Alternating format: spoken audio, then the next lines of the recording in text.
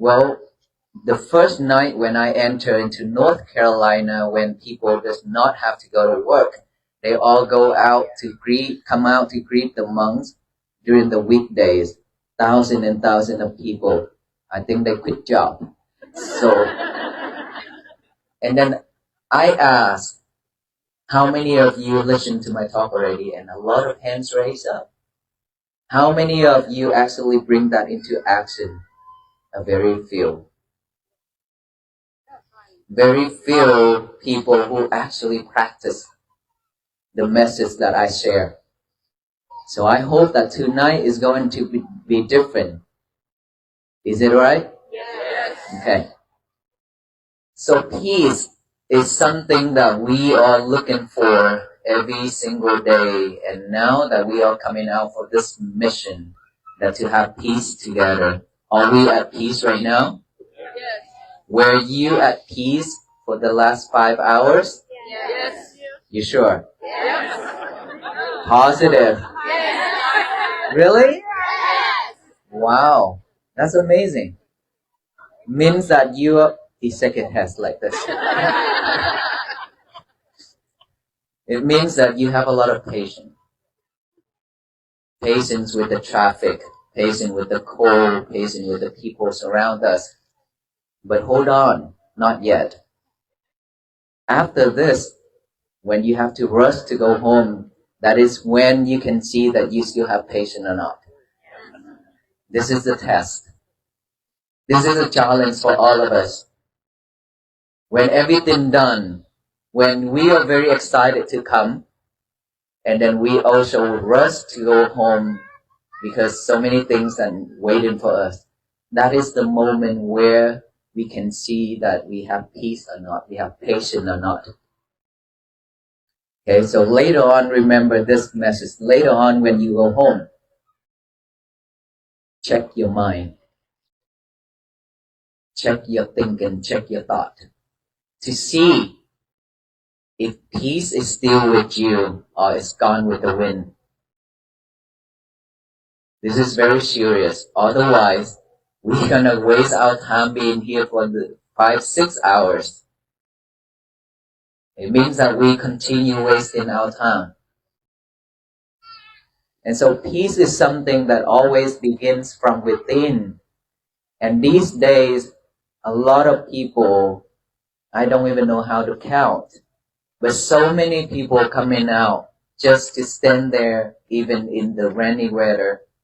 Today a lot of rain during the lunchtime, but people standing in the rain and in the snow just to listen. That touched my heart.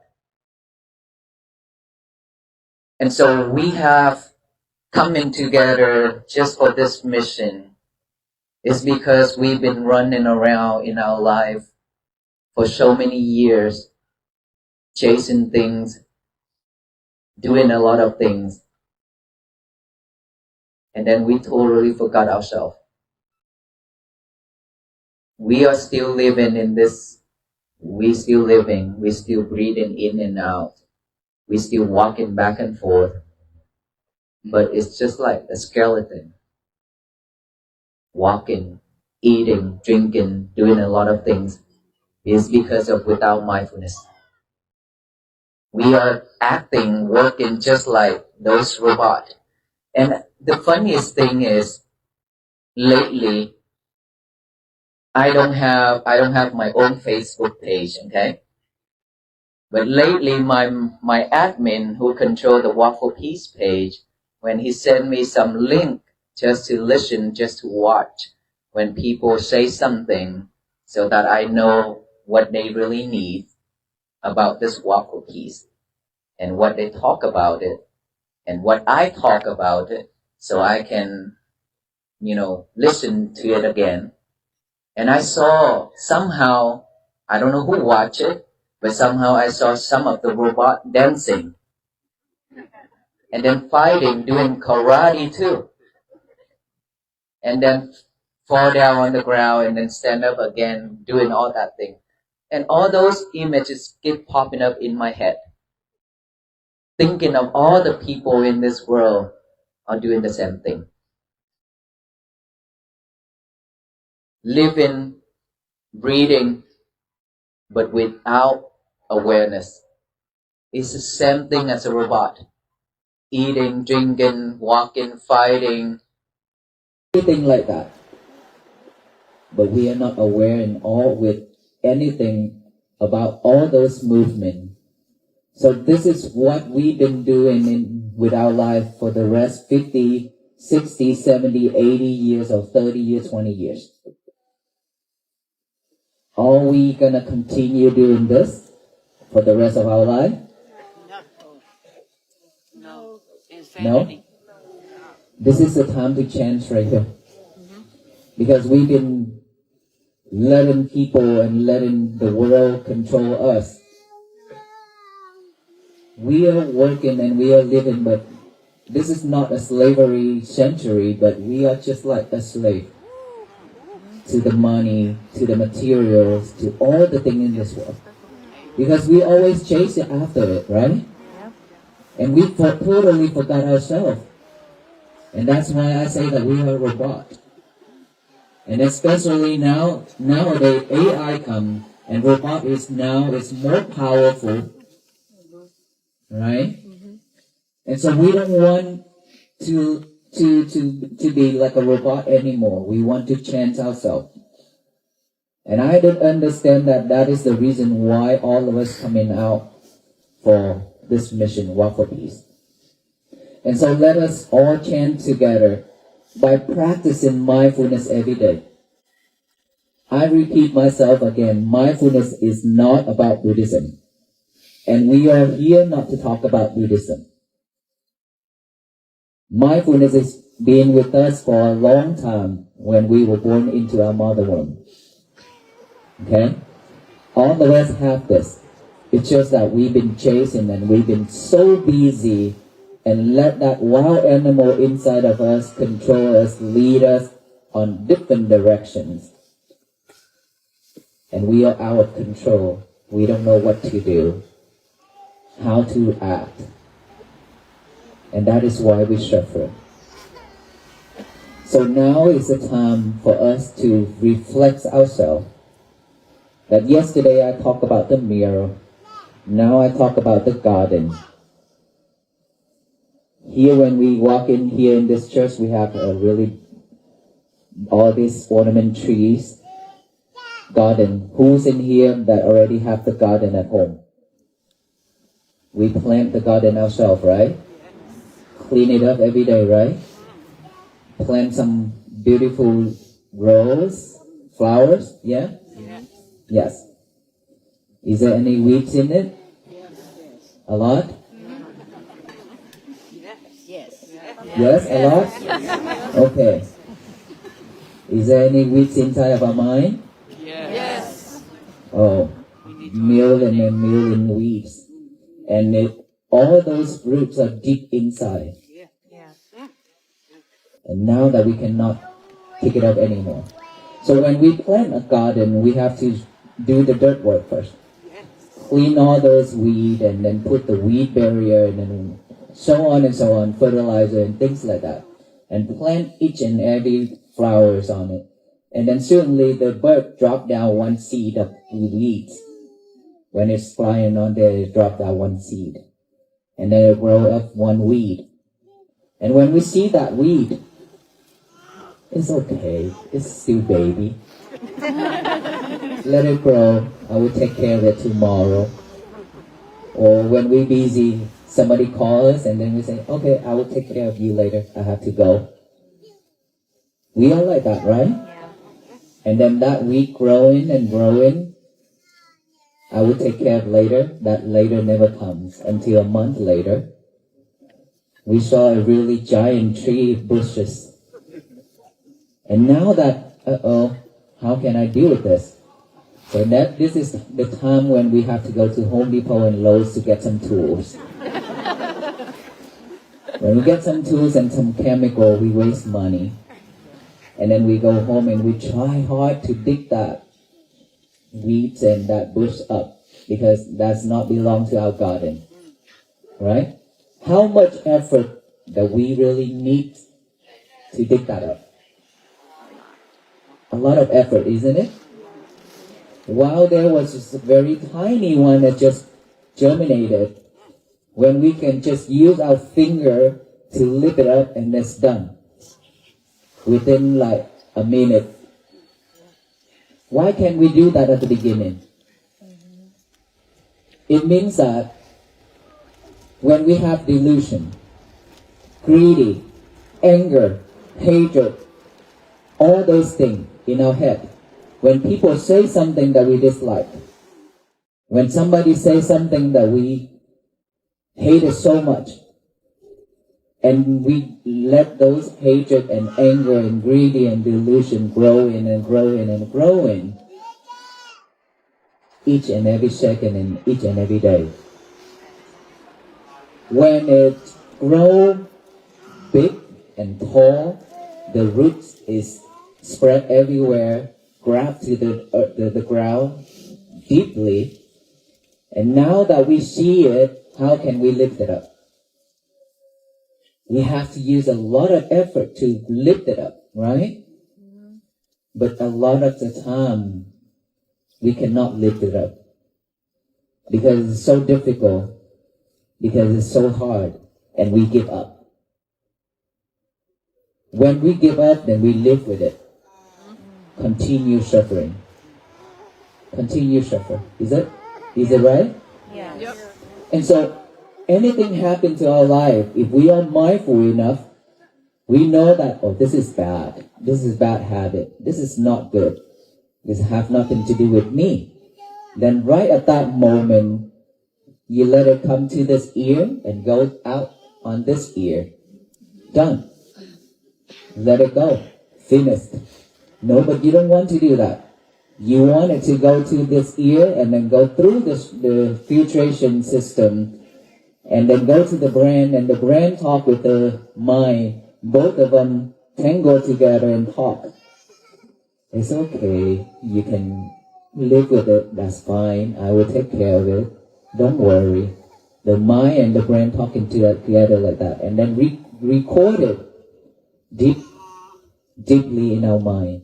And so now, every time when the right condition comes, those things pop up in our head.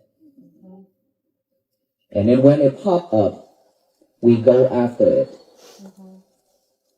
We chase after it because we live with the past. All beings, all human beings tend to live with the past. They don't want to live with the present moment. It's not that we don't want to. It's that we don't know how to live with this present moment, right now and here. And that's why we suffer. Not just the past. We also want to reach to the future as well. We want to think about the future, wondering about the future. While we are living in this life, we need to live with this present moment, which is right now and here, with each and every breath going in and out. Like I said, we breathe in and breathe out just like a robot. We still survive, but like we died a long time ago. Because we are not aware of our breath. We don't even know that if our breath is short or long. We have never tried to feel our heartbeat, to see how strong it is, how heavy it is. We have never tried those. And so for us to change ourselves, we have to be mindful. And to be mindful, we have to practice mindfulness, which is the breathing. It's with us. We don't need to use the other objects from outside. Simply just breathe in, aware of that breath going in by the nostril area, right here, the nostril. Aware of that breath going in, and then breathe out, aware of that breath going out. In, out. We can also count it, say it silently. When we breathe in, we say in, breathe out, we say out. In, out. Let the breath going in and out naturally, don't force it.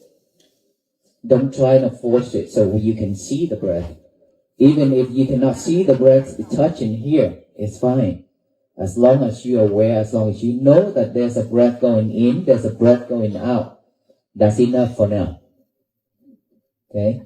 When it's go in, we say in. When it's go out, we say out. In, out, in, out. And our concentration is just right here, not elsewhere. And then after that, the thought will pop up. These thoughts are something that we already associate with for a long time. When you talk a lot, when you meet with friends, when you go out, when you eat, when you drink, anything is always recorded in our head, in our mind. So after it's recorded, when chance come, right conditions, it will pop up, either bad or good. Most of the time, it's all bad, undesirable. So when it pop up, instead of try to eliminate it, try to push it away, or react, we just observe it. Aware of that thought, acknowledge of that thought, by saying silently, thought, thought, thought, come back with the breathing. We are practicing to bring our concentration back to this present moment, right now and here. Okay? We don't follow the thought anymore. That's why we do in thought, thought, thought, come back. And then when we breathe in, breathe out, another thought pop up, we are aware and we acknowledge of that thought. Okay, now we are sidetracked by seeing the monks coming out. This is exactly what I said. Is that right? Yes. You've been sidetracked. Yes. So that is not mindfulness. Are we back to the speaker now? Yes. Okay, thank you. This is exactly what we are living in right now. Always distracted. Get ourselves distracted. It's because so much distractions around. And when somebody coming in or something move, something happen, our mind will go to that right away. And we lost here. No more concentration on my talk. Okay, so we know that how our mind works already, right? Let's go back. Thought, thought, thought, come back here. Our job is to bring our concentration back to this present moment. It doesn't matter what kind of thought is popping up. I call that the monkey mind. There is a profound and quiet yearning within the human heart, a quiet ache that calls out to us even in the midst of our busiest days. It is the universal search for peace. We see this yearning beautifully expressed when ordinary life pauses, even for a moment, to witness something sacred. Imagine a quiet evening in a small American town, a place where the rhythm of life is usually dictated by alarms, commutes, and the endless demands of the work week. Suddenly, thousands of people step out of their routines. They leave their offices, pause their chores, and gather by the roadside. They stand in the freezing rain, braving the snow and the chill, simply to greet a group of monks walking for peace. To see so many people standing in the elements, putting their lives on hold just to catch a glimpse of serenity, is a deeply touching testament to our shared humanity. We are all, in our own way, walking toward that same destination. We are all looking for a moment of stillness, a breath of clarity, a sense that everything is going to be all right. But this beautiful gathering also asks us a challenging question. What exactly are we looking for out there on the roadside? We often treat peace as if it were a rare commodity, a precious object carried by spiritual travelers or found only in quiet retreats. We gaze at serene figures and hope that a little bit of their calm will rub off on us. Yet, true peace is not something we can passively absorb from the world around us. It is not an external event, nor is it a feeling that simply descends upon us when the conditions are perfect. True peace is an active, living practice. It is a profound shift in how we relate to our own lives, and it begins entirely within. The illusion of external peace shatters the moment we return to the reality of our daily lives. It is easy to feel peaceful when we are standing in a supportive crowd, inspired by a shared moment of silence or a beautiful sunset. In those 5 or 6 hours of gathering, we might feel genuinely uplifted, convinced that we have finally found our center. We are patient with the cold, patient with the people brushing past us, patient with the slow trickle of time. But the true test of our inner landscape does not happen on the serene mountaintop or at the peaceful gathering. The true test begins the moment the event ends and we have to rush home. It happens in the crowded parking lot, in the sudden gridlock of evening traffic, in the frantic realization of all the emails, chores, and responsibilities that are waiting for us. When the excitement fades and the reality of modern American life rushes back in, does our peace remain? Or is it instantly swept away, gone with the wind, replaced by the familiar tightness in our chests and the irritation bubbling in our throats? This transition, from the sacred pause to the secular rush, is the crucible of mindfulness. It is the moment we discover whether our peace is deeply rooted or merely a passing mood. If we spend hours seeking serenity only to lose our temper at the first red light or honking car, we must gently ask ourselves what we have truly gained. We are invited to check our minds in these ordinary, frustrating moments. When you are gripping the steering wheel, eager to get home, check your thoughts. Look closely at your mind to see if patience is still with you. If we cannot carry our peace into the traffic jam, the grocery store line, or the messy living room, then we are simply wasting our time. Peace must survive the rush, or it is not peace at all. This urgent need for a durable, everyday peace brings us face to face with the startling reality of how we currently navigate our lives. So many of us are living, breathing, and moving through the world, yet we are not truly awake. We are caught in a relentless cycle of doing, chasing after financial security, material comforts, and the next milestone on the endless ladder of societal expectation. In this frantic pursuit, we have entirely forgotten ourselves. We walk back and forth, we eat, we drink, we work, but we do so without a sliver of awareness. It is a heartbreaking condition, akin to a skeleton walking through the motions of life, hollow and disconnected from the miracle of the present moment. We operate like machines, programmed by our habits, our traumas, and the overwhelming demands of the world. In an age where artificial intelligence and advanced robotics are becoming a daily reality, the most tragic irony is that we, the human beings, have allowed ourselves to become the robots. We react mechanically to every stimulus, fighting when provoked, falling down under the weight of stress, and standing back up only to repeat the same unconscious patterns. We have surrendered our agency to the world, becoming slaves not in the historical sense, but slaves to our own unexamined desires and the dizzying pace of modern life. We are sleepwalking through our brief, precious decades on this earth. Are we going to continue living this way for the next 30, 50, or 70 years? The answer must be a resounding, compassionate no. Now is the exact moment to break the programming. Now is the time to wake up, to reclaim our humanity from the jaws of mindless repetition, and to remember what it feels like to be vibrantly, consciously alive. Waking up from this robotic slumber requires us to look inward and take responsibility for the landscape of our own minds, much like a dedicated gardener tends to a piece of earth. Imagine walking into a beautiful, carefully curated garden, perhaps one right in your own neighborhood. We know intimately the love and labor required to maintain such a space. We clear the dirt, lay down barriers, spread fertilizer, and carefully plant seeds of roses or hydrangeas, hoping for a beautiful bloom.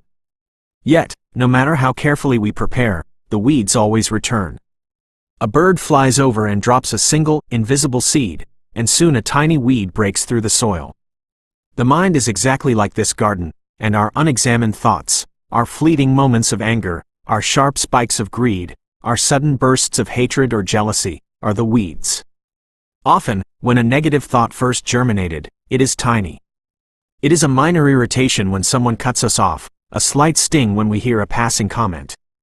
In that initial moment, the weed is so small that we could effortlessly pluck it out with 2 fingers. We could simply notice the thought, let it go, and return to our peace. But we rarely do this.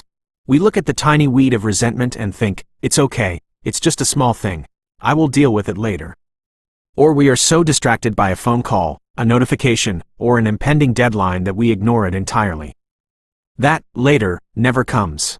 Days turn into weeks, and weeks into months. The anger we ignored, the grudge we refused to drop, grows rapidly in the dark. Its roots spread deep, gripping the soil of our consciousness. By the time we finally turn to face it, What was once a tiny, easily removed sprout has become a giant, thorny bush of bitterness. Now, it takes monumental effort to remove. We have to go to the metaphorical hardware store, buy heavy tools, and exhaust ourselves trying to dig out a deep-seated anger that never belonged in the garden of our mind in the first place. Mindfulness is the gentle, daily practice of catching the weed while it is still a sprout. To understand why we allow these emotional weeds to grow so wildly, we must look at how we process the events of our lives and how we carry the crushing weight of time. When someone says something hurtful, or when a frustrating event occurs, we have a choice. If we are awake and mindful, we can recognize that the negativity does not belong to us. We can let the harsh word enter one ear and gracefully exit the other. We can acknowledge the event and simply say, "Done. Finished," returning immediately to our baseline of calm. But our untrained minds resist this simplicity. Instead of letting it go, we force the negativity through our mental filtration system. Our brain and our ego sit down together and have a long, obsessive conversation about the insult. We analyze it, we justify our anger, and we carefully record the injury deep within our memory. We tell ourselves that we can live with this resentment, tucking it away for future use. Because we do this so constantly, we end up living entirely in the past. We are weighed down by a massive archive of old hurts, ready to be triggered the moment the right condition arises. We chase after these ghosts, replaying conversations that happened years ago, suffering anew with every memory. At the same time, we desperately hurl our minds into the future, agonizing over things that have not yet come to pass. In stretching ourselves between the ghosts of yesterday and the phantoms of tomorrow, we entirely miss the only place where life actually happens, the present moment. We do not know how to live right here, right now. This chronological displacement is the root of so much of our suffering. We are physically present, but mentally absent, missing the warmth of the sun, the taste of our food, and the eyes of the people we love. The beautiful truth, however, is that the remedy for this profound disconnection is not a complicated philosophy or an expensive tool. It is something we already possess, a faithful companion that has been with us since the moment we left our mother's womb, our breath. Mindfulness does not belong to any single religion or ancient tradition. It is a fundamental human birthright. To reclaim our lives from the robotic trance, we only need to return to the physical reality of our own breathing. We do not need external objects or special environments. We simply need to pause and feel the air entering the nostrils. We silently say, "in," as the breath fills us, and "out," as the breath leaves us. We do not force the rhythm. We do not try to control or manipulate the air. We just let it flow naturally, observing it with a quiet, loving attention. If you cannot feel the air at the tip of your nose, simply knowing that you are breathing is enough. Just knowing that your chest is rising and falling is the beginning of an awakening. Have we ever truly stopped to feel our own heartbeat? Have we ever placed a hand on our chest to witness the steady, loyal drumbeat that sustains our lives, noticing how strong it is, how grounding it feels? Returning to the breath and the heartbeat is the ultimate act of coming home. It is pulling our fragmented energy back from the past, back from the future, and anchoring it deeply in the sanctuary of the present. With every conscious breath, we are saying a quiet yes to our own existence. We are reminding ourselves that we are not machines, but living, feeling beings capable of profound stillness. Of course, the moment we sit down to breathe and center ourselves, the mind will rebel. The thoughts we have accumulated, the conversations, the stress, the endless mental chatter, will inevitably bubble up to the surface. Our minds are like wild monkeys, constantly swinging from one distraction to the next. When we sit in quiet reflection, or even when we are listening to a deeply important message, the slightest movement can steal our attention. A door opens, someone walks by, a notification chimes, and instantly, our focus is hijacked. We lose our center and chase the distraction, entirely forgetting the breath. When this happens, our habitual reaction is to become frustrated. We try to fight the thoughts, forcefully pushing them away or berating ourselves for failing to be peaceful. But true mindfulness is an act of supreme gentleness. When a disruptive thought arises, we do not go to war with it. We simply observe it. We acknowledge its presence, quietly noting to ourselves, thought, and then we warmly, without judgment, invite our attention back to the breath. Back to the in, back to the out. It does not matter how many times the monkey mind swings away. The practice is simply the act of returning. Every time we bring our focus back to the present moment, we are planting a seed of peace. We are learning to love life more deeply, choosing to cherish the ordinary miracle of this exact second. If we commit to this gentle practice, tending the garden of our minds, dropping the weight of the past, and breathing with intention, we stop waiting for peace to arrive from the outside world. Instead, we become the source of it. And as we step back into the rush of our daily lives, navigating the traffic, the work, and the beautiful chaos of the world, every single step we take becomes a genuine walk for peace.